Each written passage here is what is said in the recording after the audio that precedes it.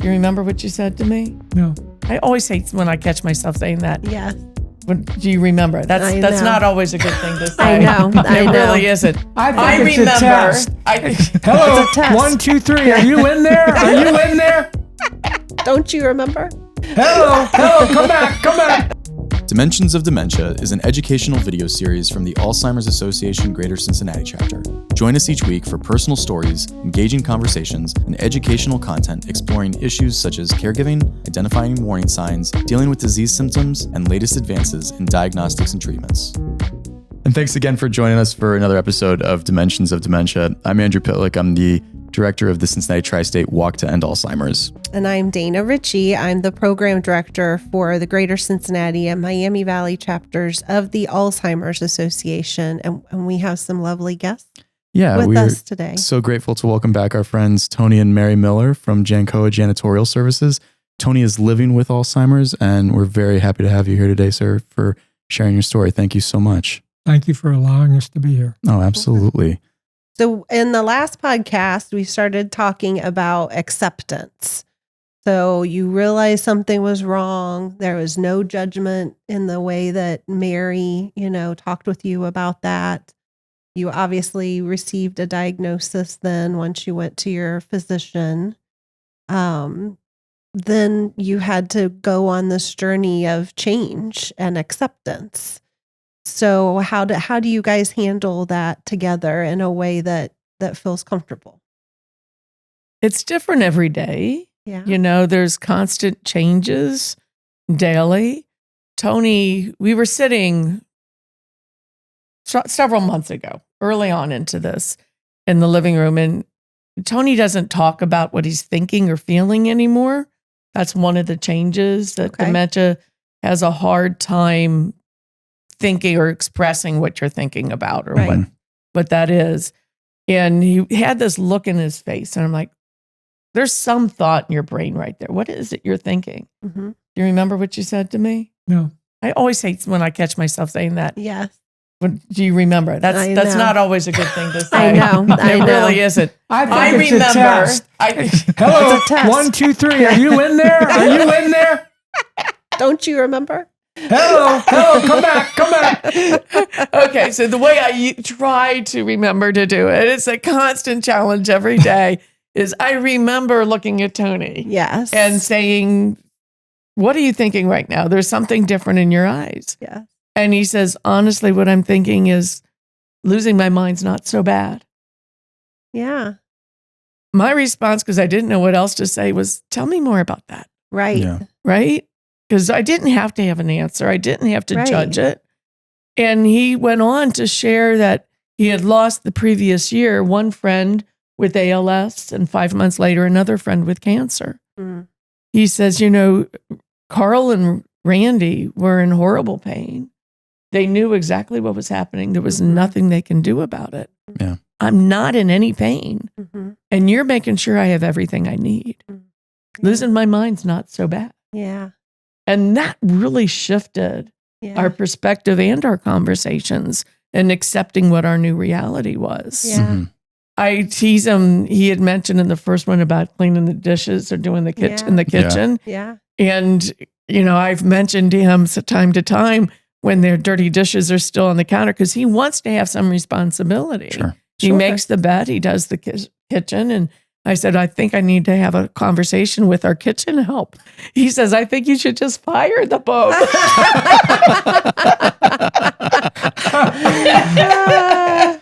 And there's a lot of conversations about how music can help. Yes. Mm-hmm. And Tony will not tell me what music he likes or wants to listen to that he likes better. And I think that's one of the things that over our years of being with somebody, we expect them to share their thoughts and their feelings and opinions. And with dementia, that's buried or gone. Mm-hmm. They're still there. Right. But it's not easily expressed. Right. Yeah. So I start playing with Alexa and asking Alexa to play different music. And I watch how he does it. Yes. I was playing some old 60 music, summer music on a recent drive in our convertible. And all of a sudden, he's beaten down to this music, and he's never done that. That's awesome. So being aware is acceptance Yeah. of seeing the change and finding ways to find fun and Right. humor in it, Yeah. and not just looking at what's wrong. Yeah. Yeah, there's these things. I was listening to a podcast, another podcast about dementia therapy, and the two women that were hosting it talked about drip grief. That there's little drips of grief every time there's change. Yeah. For me, I have to acknowledge and That's accept right. that. When Tony woke me up in the middle of the night a couple weeks ago and said, I already took my morning pills and just realized it's not morning yet. What should I do? I said, you should get back in bed and go to sleep and we'll figure it out tomorrow. Right. Just accept there's going to be hiccups. There's Yeah. going to be things you don't expect. Right. You can't plan things. No, you can't plan things. That's true. Not the same way. Yeah. Like I'm supervised taking pills today. And I think that's wise because I will forget to Mhm. take them Yes. or I'll take them twice. That's right. Yeah. I mean, and it's like, and Mary's very good at putting them right where they need to be and Mhm. helping me with that. And because I don't know what tomorrow will be. I might be worse tomorrow. I Mhm. might need more supervision. I mean, you might have to take them out and put them into my hand and make sure that I take them. Yeah, And of that's course, right. I mean, these pill boxes, they look very simple, Mhm. but they're tricky. They Mhm. are. They're very, very tricky, and they're trying to trick me. And I think it's a memory game Yeah. of whether I took them or not. It's Yes. a test. There it is. And there it is. You're Yes. testing me, but I think it's wise because I'm Yes. going to mess that up.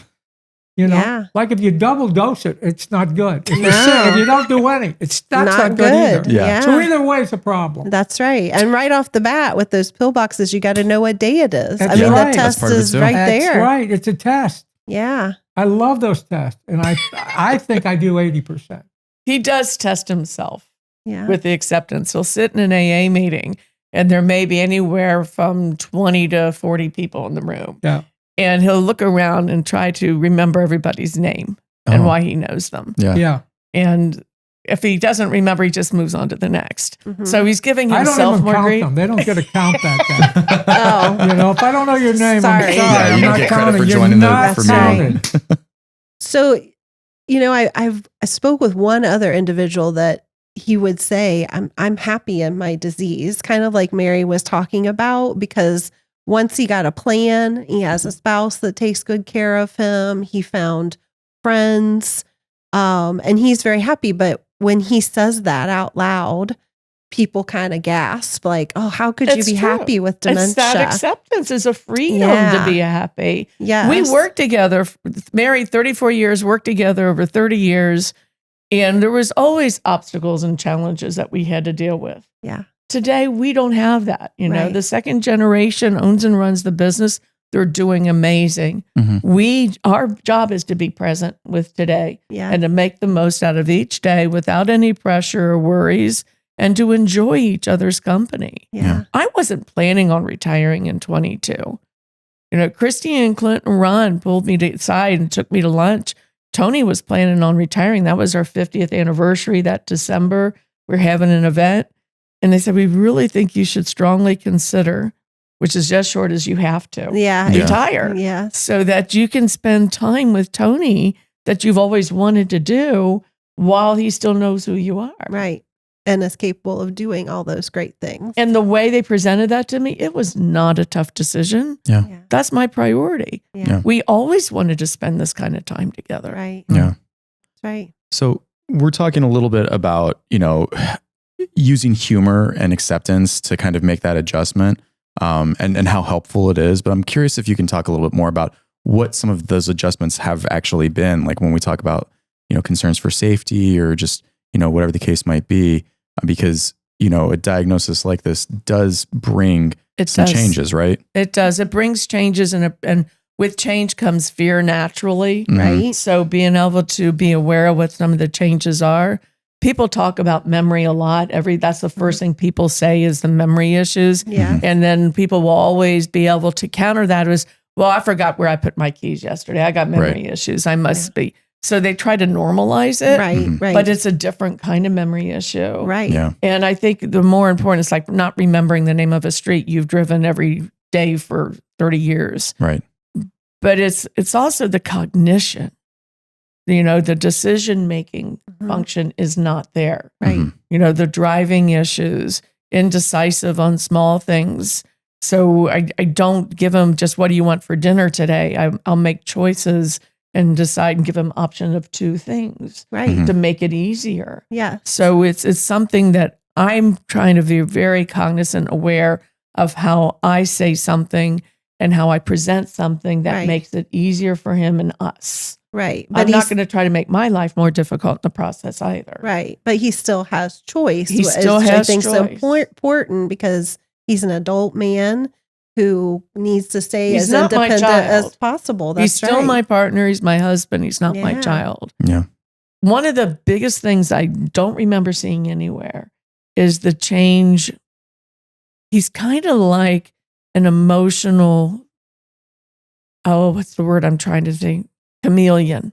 Yeah. His emotions adjust to mine. Yes. If I express frustration or anxiety, all of a sudden he has That's right. frustration and anxiety. Yes. If it's been really crazy to watch. Yeah. If I say something at the TV, that's all of a sudden he's at the same Yeah. level I am. That's right. Not even having to move up to there. Right. Yeah. So I have to really manage myself Yes. to make the most out of each and every day. That's right. And accepting that. It's like I can't just keep going on autopilot in my life, Yeah. which has brought an awareness to me. But it also brings a different level of endurance that we need and resilience. Yeah. My word this year is resilience because Yeah. I have to be resilient to be healthy for myself Yeah. and my family as well as for Tony. Yeah. So to know how to do that. And one of my biggest things, I have to take care of me Yes. as the caretaker. So knowing that there's this what we call mirroring. Yes. That's a mirroring component, which can be used for good. Yes. But how do you handle, so you don't want to always be positive because you want Tony to be positive. When you have a bad day, you want to be yourself, and knowing that that might bring Tony down. How do you handle that? You've never experienced that with me, have you? You've never had a bad day. You never had a bad day, Mary? Wow, Tony, you're How do I deal with I have a bad day? She really works at it, does she? and I can tell sometimes that she's having to work a little overtime. Yeah. And I can only laugh when I know she's trying to Yes. stay real positive. Yes. She'd like to choke me, but she No, really, never. Well, but I know she's really working at it. yeah. Yeah. But that's part of me managing myself. Yes. Not feeling well. And he bends over I just got over a sinus infection. He did amazing helping taking care of me. But it's me I play pickleball. I had never played pickleball before I retired. Hitting something is really good to release. Yes. And that's how every time I Yeah. hit that pickleball, I'm releasing something Yes. that doesn't need to be inside. Right. So it makes it easy. So we have to find things, lifting weights, Yeah. to make, so I could be stronger myself. That helps me and it helps me help Tony Right. and to be my best. And sometimes I take longer showers. Crying in the shower is not a bad thing. That's right. And popping up the music louder. So, and sometimes I'll just say, Tony, I'm having a tough time right now. I Yeah. just need a little quiet. And you have So- a release. And it's about me. It's not about him. Yeah. Yeah. So being able to communicate that Yeah. is our communication level 34 years into it. Man, if we had had this years ago, life would have been different. I can imagine. Yeah. But we are where we are. Yeah. And that's why we're doing this podcast and getting out as much as we can. That's right. We want to help others to enjoy every minute that you have with your loved one. Yeah. My father died from dementia in 2017. And he was in denial the whole time. That's, Mm. yeah. Yeah. He wasn't that's going to hard. move into this home because he didn't want to live with all these old people. He was Yeah. 86. My mom said the same And I thing. could play golf. I could beat every one of these people at golf. Yeah. So it's a different journey for every person. It is. It is. So one last word on this podcast, Tony. How for people who have recently been diagnosed and they're struggling with the acceptance, what would be one tip of how you've handled it that might work for somebody else? I think looking at it as a gift rather than a curse Okay.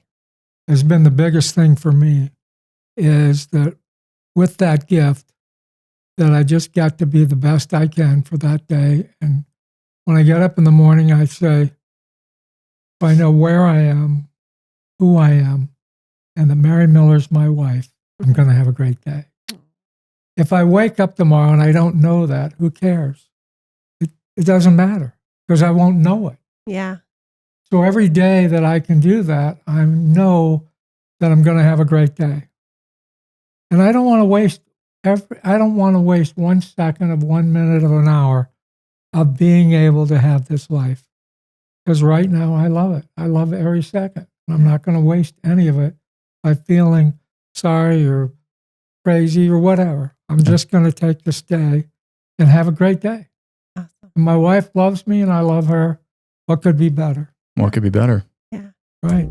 Well, those are definitely words for us all to live by, honestly, not just people with dementia. So we appreciate this time with you. We're going to spend some more time with you guys. We're going to bring in some of your family and friends and business associates too. But this has been Dimensions of Dementia. Thank you for joining us today. If you want to support this show, please share it with others in your life who have been impacted by this disease. We can't do this on our own. For more information about the topics discussed today, or if you have questions about Alzheimer's and other dementia, please visit alz.org/Dimensions of Dementia, or call our 24/7 helpline at 800-272-3900. And if you want to get involved with the Alzheimer's Association through volunteering or raising funds for research, check out the links in our description.